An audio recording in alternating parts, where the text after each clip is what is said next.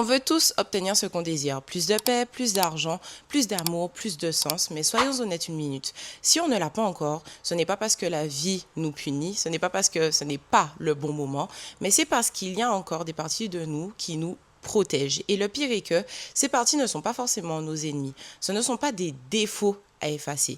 Ce sont des programmes anciens, des mécanismes de survie déguisés et des automatismes qui ont été utiles un jour mais qui aujourd'hui nous empêchent d'avancer. Parce qu'on te parle toujours d'améliorer ton mindset mais rarement de désactiver ce qui le dérègle. Et c'est exactement ce qu'on va faire dans cet épisode. Alors aujourd'hui, je ne vais pas te flatter avec tes qualités, mais je vais te confronter avec amour à tes saboteurs cachés. Et on verra dans cet épisode les 5 défauts que tu crois anodins mais qui t'éloignent chaque jour un peu plus de ce que tu souhaites. Alors, bienvenue dans ce nouvel épisode qui décortiquera ton mental pour recoder ta réalité. Jingle.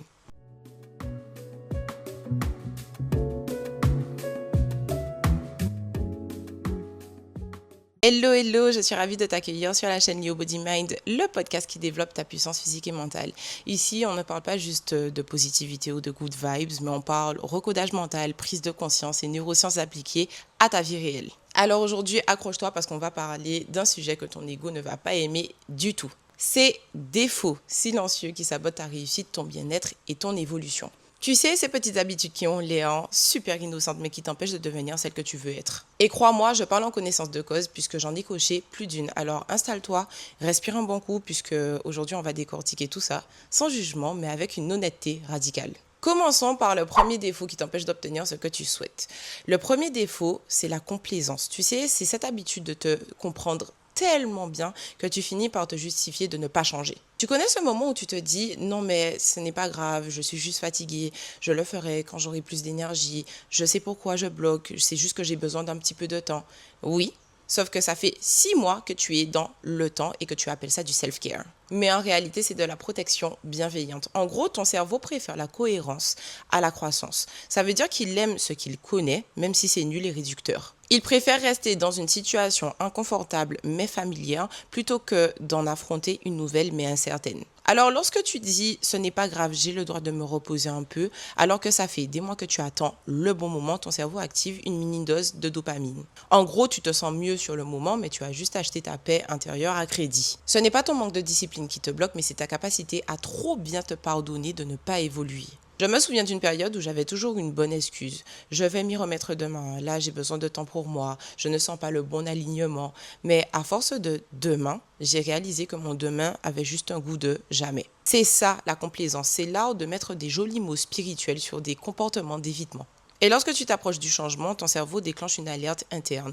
Donc, stress, fatigue, flemme, excuse. Et toi, tu le traduis comme ce n'est pas le bon moment, alors que c'est justement le moment. L'évolution commence lorsque tu arrêtes de te comprendre pour commencer à te confronter. On va passer au deuxième défaut. Le deuxième défaut, c'est cette illusion qu'on adore tous entretenir.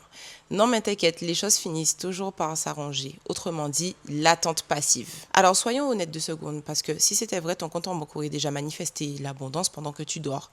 Non, les choses ne s'arrangent pas. Les choses finissent juste par refléter ton niveau d'action. Et je vais te donner une vérité qui pique un peu. Tant que tu restes en attente passive, ton cerveau ne peut pas te propulser vers ce que tu souhaites. Et le pire, c'est que ça ne vient pas forcément d'un manque de motivation, mais ça vient d'un biais cognitif qui s'appelle le biais de contrôle externe. Ton cerveau adore déléguer la responsabilité à l'extérieur puisque c'est une stratégie d'économie d'énergie.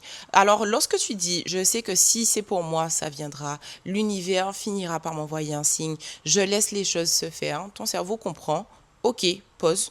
On ne fait plus rien. Et du coup, ton cortex préfrontal, lui, se met en veille émotionnelle. Donc, résultat, ton système nerveux passe en mode observation passive au lieu de mobilisation active. Tu crois que tu patientes alors qu'en réalité, tu stagnes. Le timing divin, c'est bien, mais le timing, il ne sert à rien si tu n'as pas bougé. Et je te rassure, on fait tout ça à un moment donné. On note nos intentions dans un joli carnet, on met une playlist vibrante, on brûle un peu de sauge et on se dit « Ok, maintenant, j'attends que l'univers m'envoie un signe. » Mais l'univers, il ne t'envoie pas de signe, il t'envoie une opportunité, une ou des opportunités et c'est à toi de les saisir. Parce qu'au final, ce n'est pas la magie qui te transforme, mais c'est la mise en mouvement. La dopamine, qui est ton hormone de motivation, ne se déclenche pas lorsque tu réfléchis à agir, mais elle se déclenche lorsque tu commences à agir. Donc, plus tu bouges, plus tu as de l'énergie pour continuer. Mais plus tu restes dans j'attends que ça s'aligne, plus tu risques de t'éteindre. On passe au défaut numéro 3 et celui-là, c'est un petit peu mon préféré puisque c'est celui qui te fait sourire lorsque tu as envie de rugir et c'est celui qui te fait dire oui alors que tu as envie de dire le contraire. Je l'appelle la peur de déranger, autrement dit, la peur de prendre sa place. En gros, c'est cette peur qui te fait t'excuser d'être ambitieuse, de parler fort, de vouloir plus, de réussir sans te justifier. Ton cerveau social, lui, a un seul objectif qui est ne pas être rejeté. Et pour ça, il est prêt à tout. Car lorsque quelqu'un te juge ou t'exclut, ton cerveau réagit comme si on t'avait mis une claque. Et bien évidemment, tu préfères éviter la claque. Donc, tu préfères te taire et plaire plutôt que de dire et risquer l'exclusion.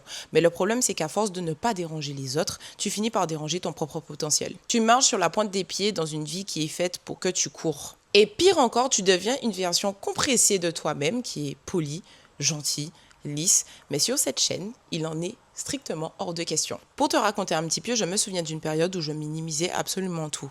Mes projets, mes réussites, mes ambitions. Je disais, ok, non, t'inquiète, c'est rien, c'est juste quelque chose que je fais à côté, alors qu'en réalité, de mon point de vue, j'étais en train de bâtir un empire. Mais je ne voulais pas forcément passer pour la fille trop confiante, trop ambitieuse. Donc j'avais peur d'être mal vue au final. Et un jour, j'ai compris que ce n'était pas moi le problème, c'était juste ma lumière qui faisait mal seulement à ceux qui vivaient encore dans leur ombre. Alors si je dois te dire quelque chose aujourd'hui, c'est d'arrêter de t'excuser d'être la preuve vivante que c'est possible. Ce n'est pas ton ambition qui dérange, mais c'est le miroir qu'elle renvoie à ceux qui n'osent pas. Lorsque tu t'autorises à prendre ta place, tu rentres littéralement en état de cohérence identitaire. En gros, plus tu t'affirmes, plus ton corps comprend que être toi-même, c'est sûr. Et c'est à ce moment précis que tu deviens magnétique. On passe au défaut numéro 4. Alors celui-ci, il a l'air noble puisque c'est le genre de défaut que tu peux presque mettre sur un CV. En gros, perfectionniste et soucieuse du détail. Mais en réalité, le perfectionnisme